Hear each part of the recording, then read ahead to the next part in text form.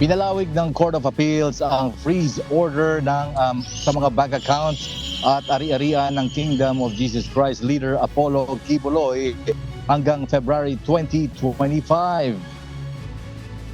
Ayon sa Anti-Money Laundering Council o AMLC, naglabas ang CA ng resolution noong August 20 kaugnay ng extended freeze order. Ayon naman kay Attorney Dina Tolentino Fuentes, legal counsel ng KOJC, wala pa silang kopya ng kautusan.